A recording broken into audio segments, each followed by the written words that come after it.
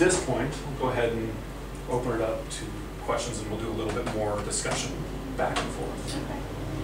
Have you thought about the legal implications of having multiple practitioners buying into or promoting themselves as a single entity? Because my concern is that there's been legal implications in the past when, say, two practitioners own a similar space, but two separate businesses, and they decide to save money, and one case I'm familiar with is they decide to save money and get a phone system set up. Right. They're two separate lines so that the receptionist answers and says, business A and business B over on the other line, but yet the phone company believed that business A and business B were one because of how it was set up, and when business B never came through with their money or signed up for something that was more extravagant for their side of the for their phone line and versus A, they went after A as well as B. Right. So my concern is that creating, although I like the idea a lot, is that if that sets you up as looking as a partnership, being that you're all plugging into the same system. Right.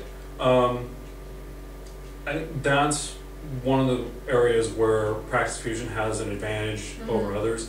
The electronic health record component is going to be a service of the organization, and when people sign up to participate, they're going to be a member of the organization, just as if they were signing up to be a provider for Blue Cross or Health Net or any other insurance service. Okay, so it's not going to be like a business partnership or like where practitioners going in on a common lease in a facility. So there is that separation. They're signing up for a provider network. They're not signing up to create a single clinic. Okay, so I think that keeps that side of the legal issue aside. And if you then promote it as a larger image, and the public views it as such, does that set you into and put you in that position, or does the organization name, which I agree, but Blue Shield does have to take out some sort of liability insurance to cover their, well, not Blue Shield, but Kaiser has to take out some sort of liability insurance, because when someone goes to see a doctor in Kaiser, they are mistreated or something happens, something unforeseen, they should be able to go, they perceive that they can go after Kaiser for that. Would that be a similar situation? I could be mistaken, but I believe individual professional liability would be what would come into play there. Okay. I don't know all the legal details as far as how the record service might have any responsibility, but that would be on the Practice Fusion side in this case. I mean, it could be another electronic health provider as well. But that liability would be the same as if I were just an individual practitioner signing up and using Practice Fusion on my own. Okay. But you're sharing it with somebody else. You're getting permission from that patient, but what happens, liability-wise, if I ask the patient, is it okay that I share this information with Dr. So-and-so, and Dr. So-and-so does something wrong with it, right? Violates HIPAA in some way. Am I therefore held liable for his actions? I don't know. I can see the case that you're making, and I think that would be the exact same case as if both of you were maintaining paper records and you referred your patient over to the practitioner.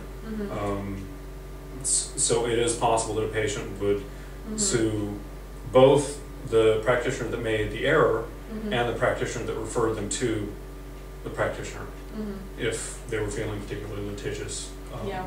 So I could see that. Yeah, I think you're But right. that it would would be the change same as if it were paper Mhm. or the electronic records. Mhm. The electronic records just makes it more convenient, and I think it also increases transparency, so that type of Mhm. error would not come up as much.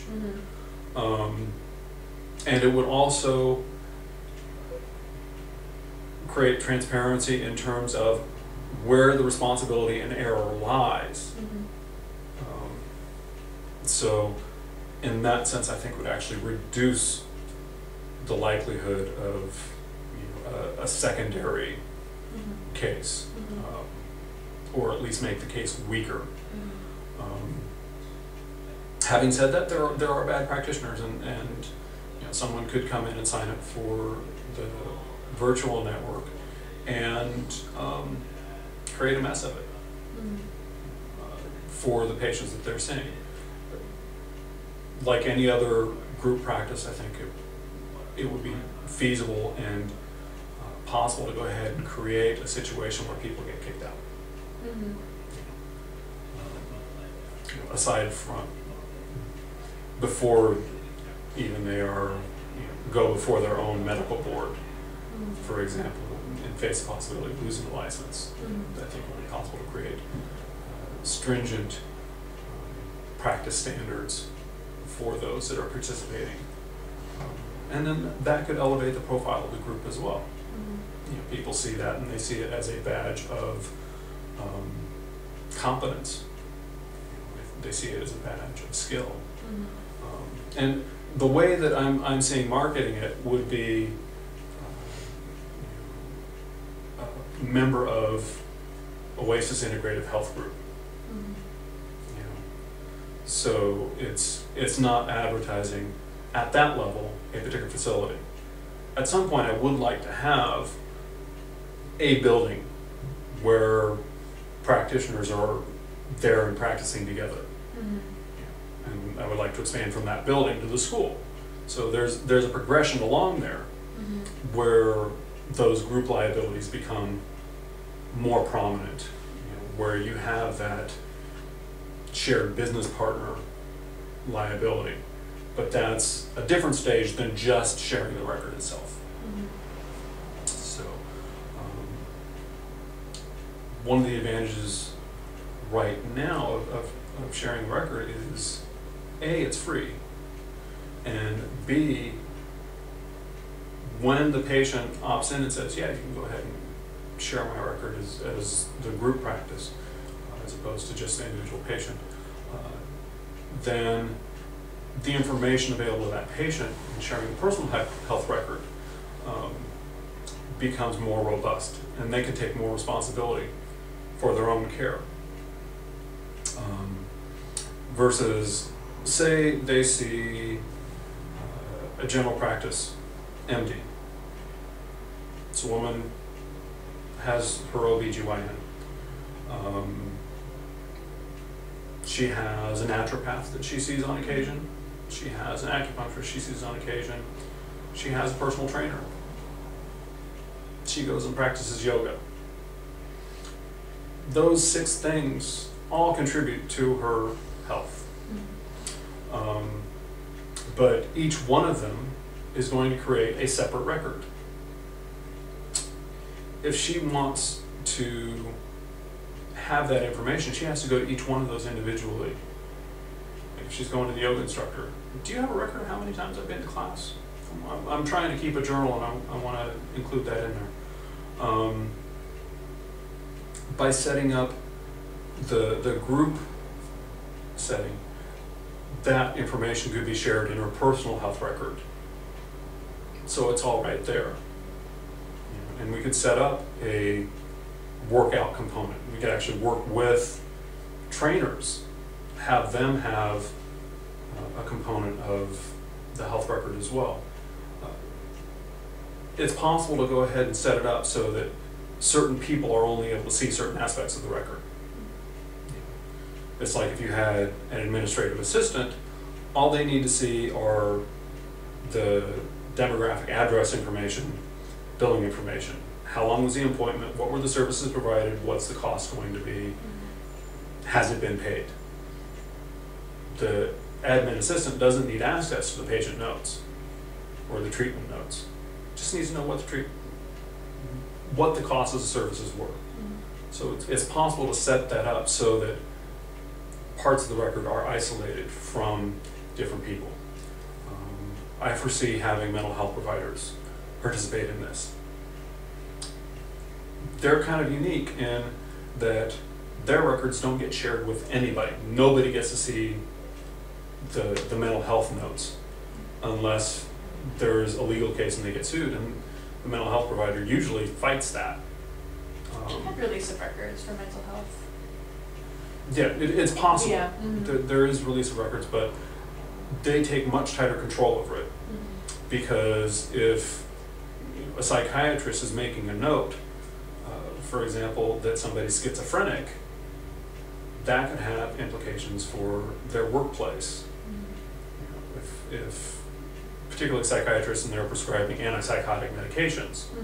So those records are much more protected and don't get shared with anyone else in the provider network unless it's medically relevant. And then it's a limited share. So the possibilities are stronger now. When computers first started being used, the computer to send our astronauts up into space filled the space of the room, and I believe had 64 kilobytes of computing power. My phone has more power than the computers that sent the rockets up. You know, we've got voice recognition software, handwriting recognition software that is very, very good now because of the power of our computing devices.